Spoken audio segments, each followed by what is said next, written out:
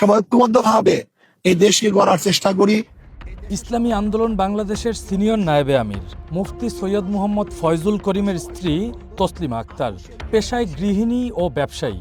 তার একারই স্বর্ণালঙ্কার আছে 187 ভরি, সবই নাকি উপহার হিসেবে পাওয়া। এখানেই শেষ নয়, তার অর্জিত সম্পদের পরিমাণ প্রায় 3.5 কোটি টাকা। নগদ আছে 7,20,000 টাকা।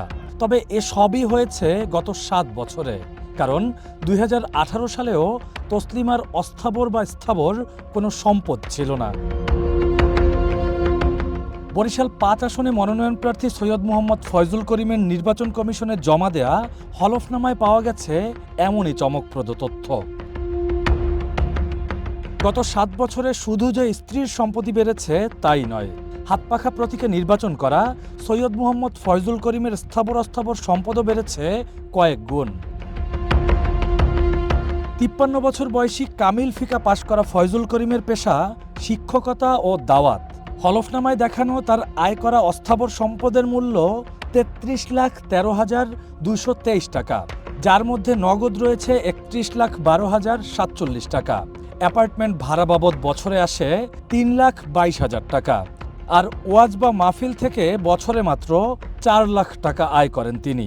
এছাড়াও শিক্ষকতা পেশা থেকে পান 7,06,000 টাকা। তবে বাৎসরিক আয় এত করলেও ফয়জুল করিমের ব্যাংকে আছে 1,176 টাকা মাত্র। এদিকে শায়েখে চরমোনাই নামে পরিচিত ফয়জুল করিমের স্থাবর সম্পদ রয়েছে 3,15,20,124 টাকার। হলফনামায় উল্লেখিত স্থাবর সম্পদের হিসাব মতে তার নিজের নামে রয়েছে 2,436 শতাংশ কৃষি জমি, যার মূল্য 1,01,32,560 টাকা। আর 2.40 শতাংশ অকৃষি জমির মূল্য 3,74,148 টাকা।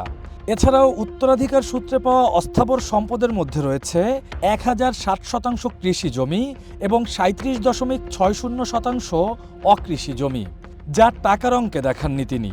এর বাইরেও পৈতৃক সূত্রে পাওয়া 661 বর্গফুটের বাণিজ্যিক ভবন এবং 2,013 বর্গফুটের একটি অ্যাপার্টমেন্ট দেখানো হয়েছে। 2025-26 অর্থ বছরে ফয়জুল করিম তার বার্ষিক আয় দেখিয়েছেন 14,28,500 টাকা এবং মোট সম্পদ 1,64,03,931 টাকা। এজন্য তিনি আয়কর পরিশোধ করেছেন 96,475 টাকা। একই সময়ে তার স্ত্রী 6 লাখ টাকা আয় এবং 32,60,200 টাকার সম্পদ দেখিয়ে আয়কর দিয়েছেন 15,000 টাকা।